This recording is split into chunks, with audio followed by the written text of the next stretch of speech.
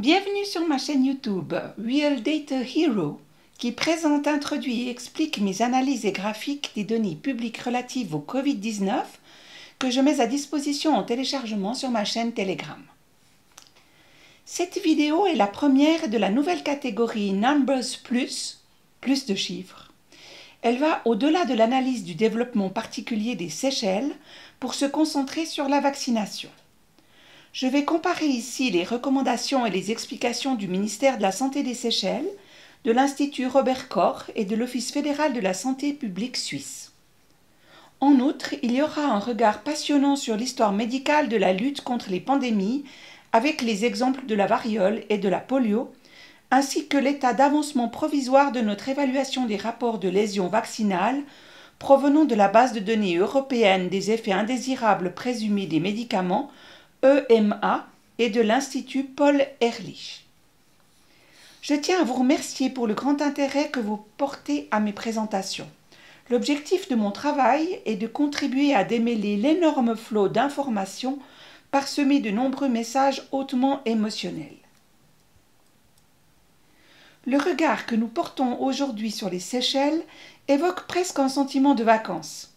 Cadrons la situation de manière rationnelle et prudente afin de contribuer à une orientation réfléchie pour l'avenir de nos enfants.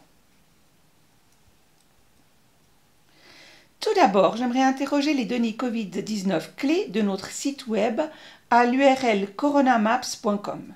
Les Seychelles sont un petit point jaune vif situé au large de la côte africaine dans l'océan Indien.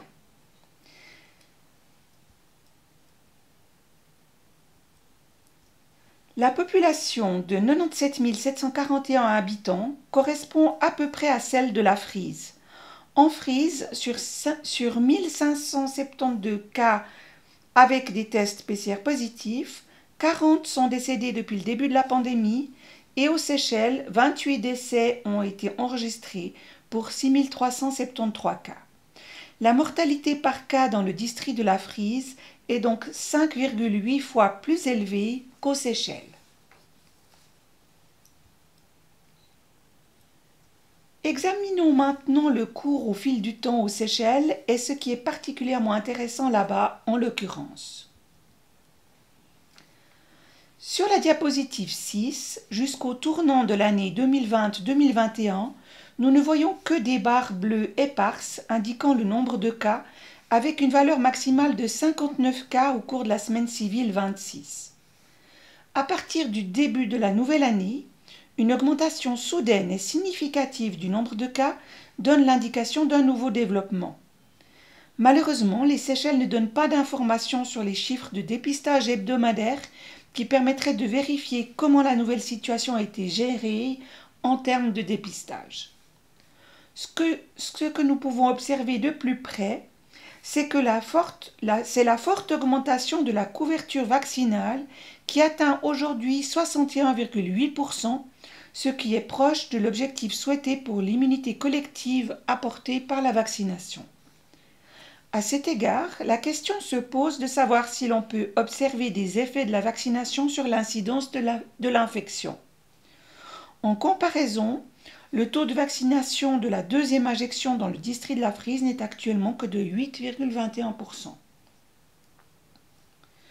Aux Seychelles, durant la phase de la campagne de vaccination, le nombre de cas est nettement supérieur à ce qui s'est passé en 2020, avec un total de seulement 297 tests positifs signalés l'année dernière, mais 7 875 cas depuis la première semaine de janvier de cette année. Malheureusement, comme aucune relation avec le nombre de tests ne peut être établie, un changement de stratégie de test peut être suspecté, mais non prouvé comme étant la cause. Plus récemment, des nombres records de 500 et de 1799 nouveaux cas ont été signalés le 3 et le 10 mai. Il n'est pas possible de reconnaître ici un réel apaisement de l'apparition de l'infection dans le contexte de l'avancée de la campagne de vaccination, mais il se dresse plutôt un tableau opposé.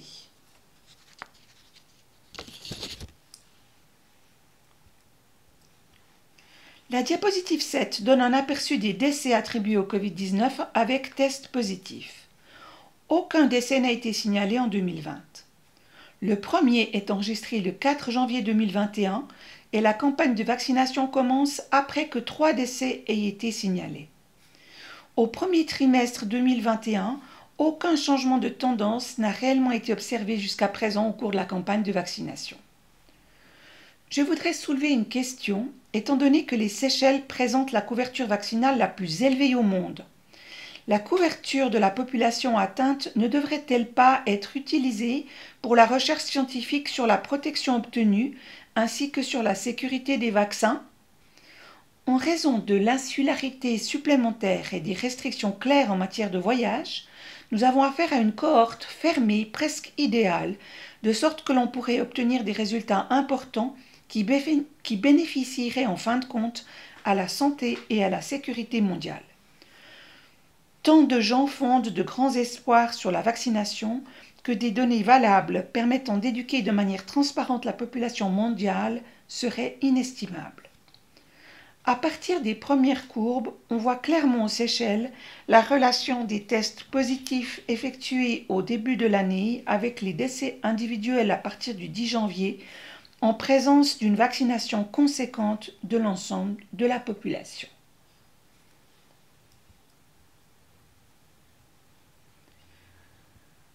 Le ministère de la Santé publie chaque jour un rapport détaillé sur la vaccination. Au 5 mai, 70,1% de la population avait donc été vaccinée une fois et 61,8% déjà 2 fois, alors qu'en Frise, le taux de couverture vaccinale est actuellement de 8,21%. En Allemagne, la stratégie vise une immunisation progressive à l'échelle du pays, tandis que la vaccination rapide de toute la population se profile aux Seychelles.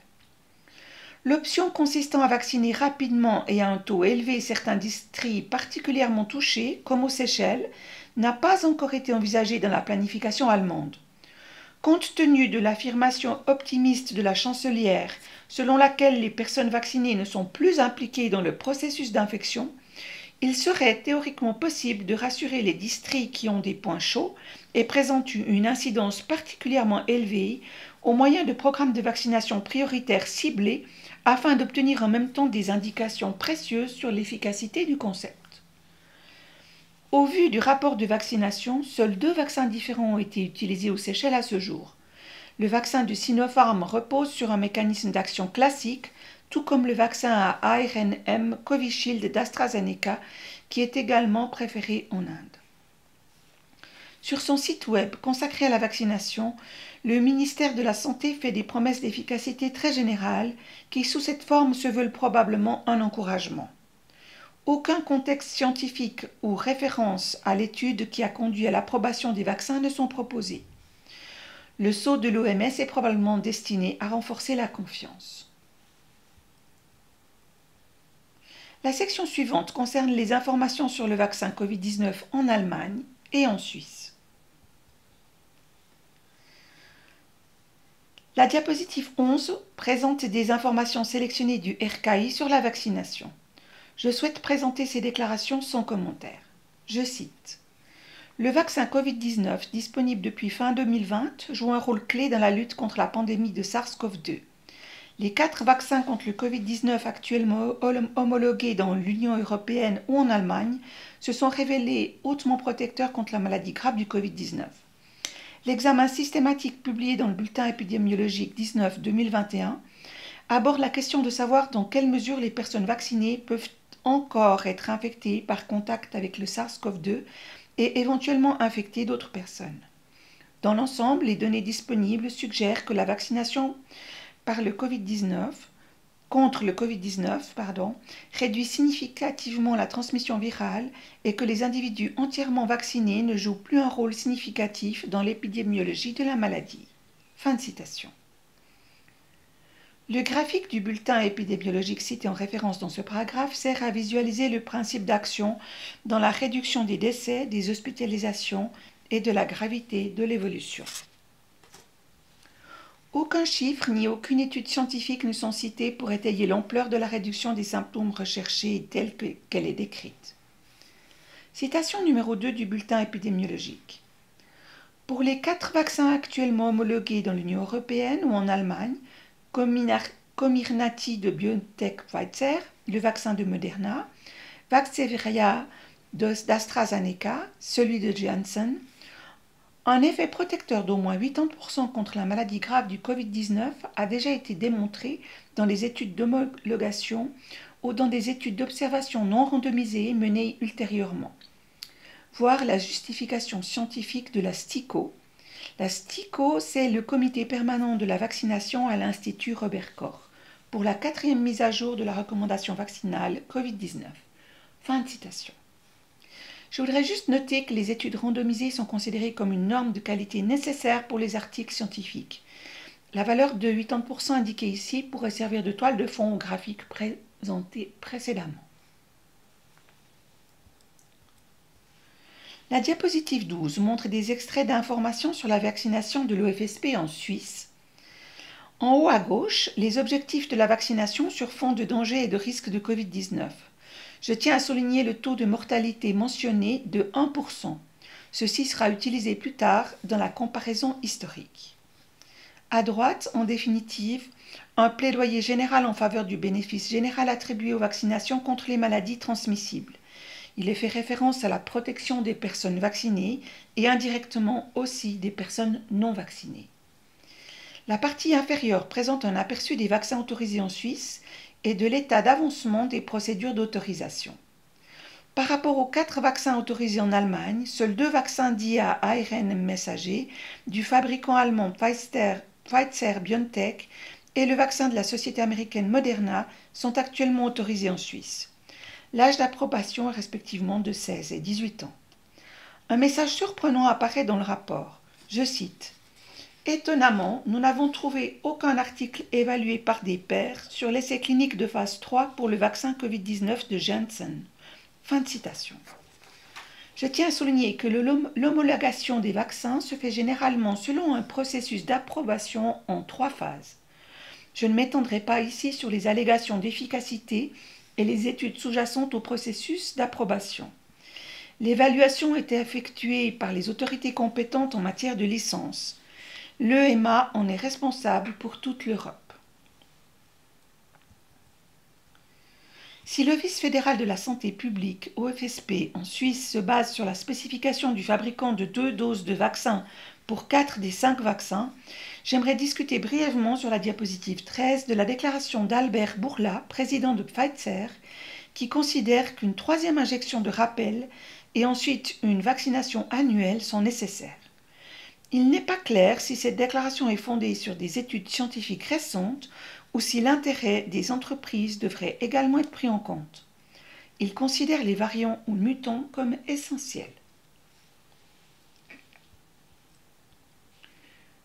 L'utilisation des vaccins et de la planification de campagnes de vaccination complètes doivent être accompagnées d'une évaluation des risques et des avantages.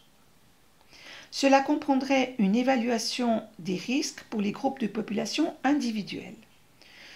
Une attention particulière doit être accordée aux personnes présentant des problèmes de santé préexistants, mais surtout aux enfants qui se trouvent dans la phase cruciale de leur développement physique, mental et psychologique, et pour lesquels les effets secondaires pourraient provoquer des conséquences et des atteintes à vie. Comme la maladie du Covid-19 est particulièrement bien documentée dans tous les groupes d'âge individuels par l'Office fédéral de la santé de la statistique en Suisse, je montre d'abord la proportion des 2 groupes d'âge les plus jeunes, 0 à 9 ans et 10 à 19 ans, dans le nombre de cas avec un test positif. La courbe rose représente les décès avec un test PCR positif. On voit bien les 2 vagues de la courbe.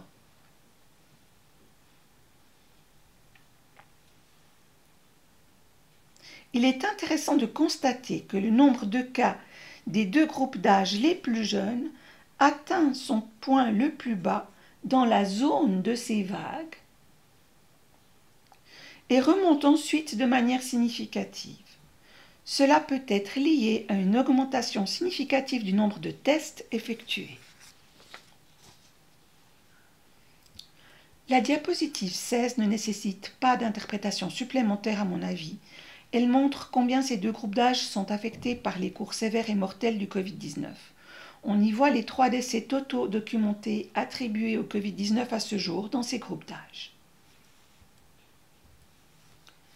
L'histoire médicale est un domaine de la science médicale qui est peut-être injustement négligé en ce qui concerne la gestion des pandémies.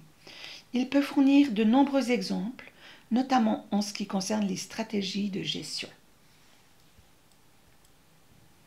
Je voudrais parler de 2 maladies historiques qui ont provoqué la peur et la terreur par des cours particulièrement graves et dramatiques et qui sont considérés comme des exemples particulièrement réussis de programmes de vaccination complet, la polio ou poliomyélite et la variole.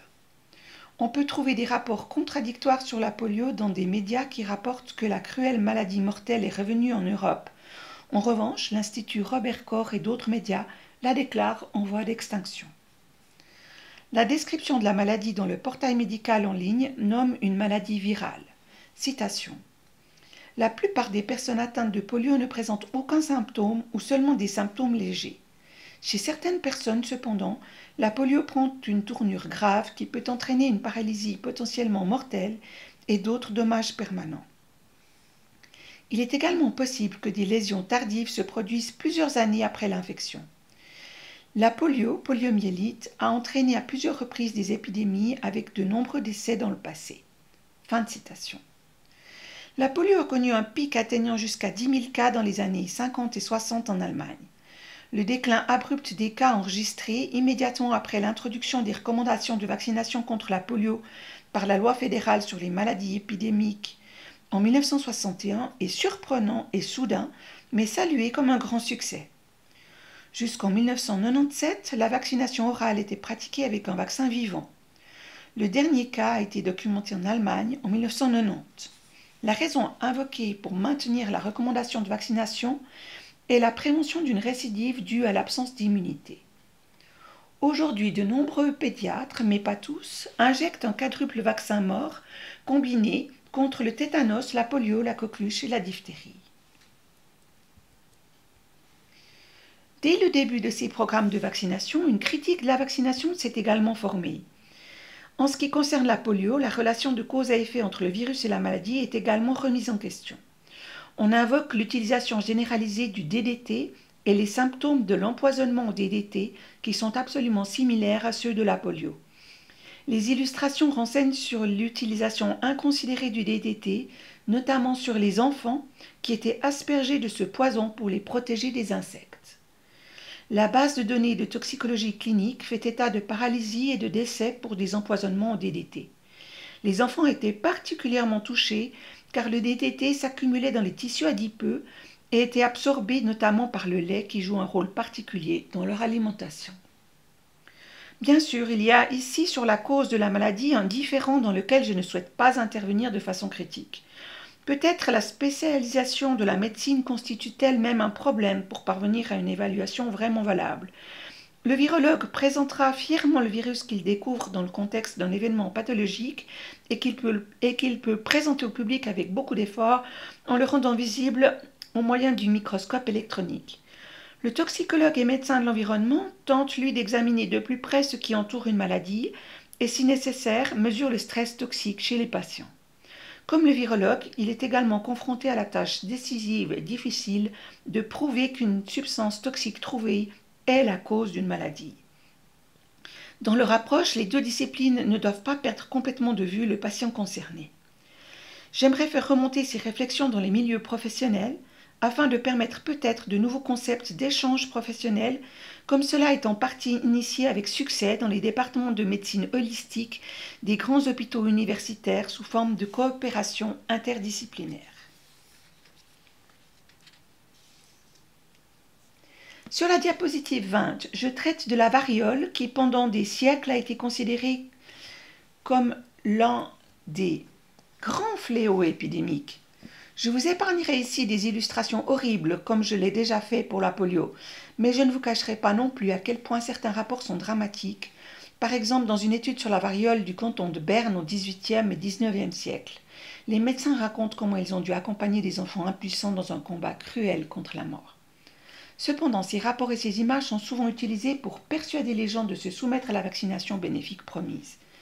J'ai trouvé intéressant le reportage très dramatique sur la dernière épidémie de variole dans le Sauerland en 1970, dont je n'ai aucun souvenir malgré la proximité de mon domicile. 4 décès ont été déplorés et les mesures de quarantaine ont été appliquées avec une extrême cohérence, ce que l'OMS a expressément salué. La panique de la population est allée jusqu'à empêcher les habitants de la ville de Meschede de faire le plein dans les environs par crainte d'une infection. Le déclin de la variole en Suisse est décrit par la courbe à droite de la diapositive. À gauche, un rapport de l'Office national de la santé de Basse-Saxe sur la situation immunitaire et une évaluation de la menace éventuelle que représente la variole compte tenu de l'immunité de base immunologique totalement insuffisante de la population pour laquelle la vaccination était encore obligatoire jusqu'au milieu des années 1970. Le danger est estimé très élevé avec un taux de mortalité de 30%. Je vous rappelle le rapport de l'OFSP en Suisse sur le danger posé par le Covid-19 qui a été calculé à 1% des personnes touchées. Des raisons explicites expliquent pourquoi on renonce néanmoins à réintroduire la vaccination. Citation. Pourquoi ne pas réintroduire la vaccination contre la variole ? La vaccination antivariolique a entraîné de graves complications et effets secondaires pendant les années où elle a été mise en œuvre. On craignait particulièrement l'encéphalite, une inflammation du cerveau qui était souvent mortelle ou entraînait de graves dommages permanents. Elle est survenue chez environ 1 à 4 vaccinés pour 1 million de vaccinations. Fin de citation. Nous devrions ici nous souvenir de l'évaluation du risque de 1 à 4 dommages graves ou décès pour 1 million de vaccinations. Les statistiques publiques qui prouvent le succès des mesures de vaccination ne doivent pas cacher le fait que beaucoup de ces programmes ont été confrontés non seulement à un sentiment d'euphorie, mais aussi à des critiques véhémentes, même dans le cercle des autorités renommées. Aussi, les déclarations de ces experts en 1890 se lisent presque comme les théories du complot actuelles qui occupent actuellement une grande partie de nos médias. Je voudrais citer quelques déclarations à titre d'exemple. La vaccination est bien pire que la variole. La vaccination provoque des maladies bien plus dangereuses que la variole. La vaccination peut entraîner la mort. La santé publique s'est détériorée depuis l'introduction de la vaccination obligatoire. L'introduction de la vaccination obligatoire a augmenté le taux de mortalité générale. Ma curiosité statistique est ici éveillée, car les chiffres qui soutiennent de telles déclarations devraient jouer un rôle important dans la discussion dans l'intérêt de la santé publique. Un aspect similaire est mentionné dans la déclaration suivante. Là où la vaccination obligatoire a été abolie, la mortalité infantile a diminué. Les vaccinateurs ne peuvent être tenus responsables des dommages causés par la vaccination. Il convient de noter à ce stade la réglementation actuelle en matière de responsabilité pour les dommages causés par le vaccin Covid-19. Et la vaccination est si dangereuse et pourtant la variole se guérit si facilement. Comme toujours, un aperçu approfondi de l'étude des sources est fourni par le document PDF d'accompagnement dans mon canal Telegram. Mon groupe de recherche étudie attentivement les rapports de sécurité de l'Agence européenne des médicaments, EMA, analysés en comparaison avec les nombreuses agences nationales de notification des effets indésirables des médicaments. Ici à droite, une sélection d'agences nationales compétentes responsables de la notification des effets indésirables des vaccins. La liste complète peut être consultée sur le site web de l'EMA. Les chiffres sont liés au site web dans le document PDF. À gauche, on trouve l'Agence européenne d'enregistrement EMA et l'Institut Paul Ehrlich, qui a élaboré pour l'Allemagne une application pour une étude d'observation à laquelle un pourcentage très élevé de personnes vaccinées ont participé. L'EMA enregistre les rapports pour chaque vaccin individuel et publie les résultats sous forme de tableaux Excel individuels. L'Institut Paul Ehrlich, lui, publie à intervalles irréguliers ces rapports de sécurité que nous avons analysés tout aussi soigneusement et que nous avons confrontés aux données de l'EMA. Le diagramme à barre de la diapositive 24 illustre l'état des notifications à l'EMA à l'échelle nationale avec de nettes différences émergeant à l'exception des Pays-Bas. On ne peut que supposer que les retards dans les rapports sont ici déterminants. Le formulaire de déclaration des réactions à la vaccination de l'Institut Paul Ehrlich contient certaines spécifications sur les complications à déclarer que j'ai agrandies à partir du formulaire. Outre les symptômes individuels qui sont mis en évidence comme étant une réaction courante à la vaccination, le dernier paragraphe souligne que les symptômes de maladie qui sont manifestement fondés sur une cause autre que la vaccination, fin de citation, ne doivent pas être déclarés. Je laisse l'interprétation de cette restriction de déclaration à l'observateur, comme le fait déjà l'Institut Paul Ehrlich. Le rapport de sécurité de l'EMA au 7 mai fait état de 404 555 événements indésirables rapportés et de 6 786 décès liés aux vaccinations Covid-19. La base de données rassemble des cas dans toute l'Europe et se protège dans sa clause de non-responsabilité en déclarant que le rapport ne confirme pas un lien factuel et reflète l'opinion de celui qui a signalé. Les médecins, les thérapeutes, mais aussi les personnes concernées peuvent signaler les problèmes en Allemagne, par exemple, via l'application SaveVac.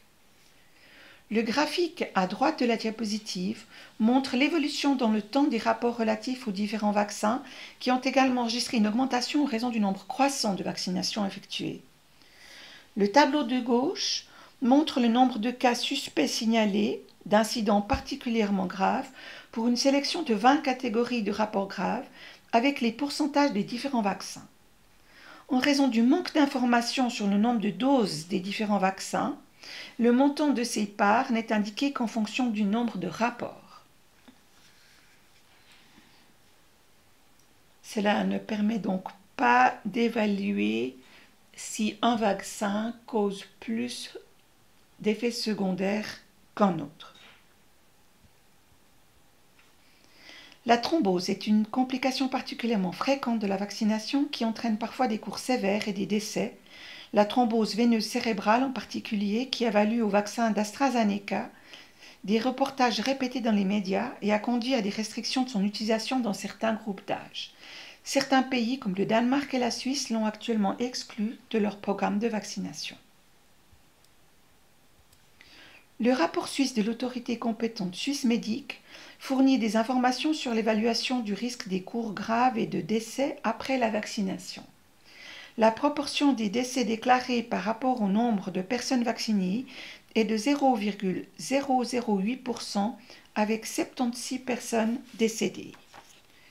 L'évaluation du profil bénéfice-risque de Swissmedic est la suivante, citation. Les rapports d'événements indésirables reçus et analysés à ce jour ne modifient pas le profil bénéfice-risque positif des vaccins Covid-19 utilisés en Suisse. Fin de citation.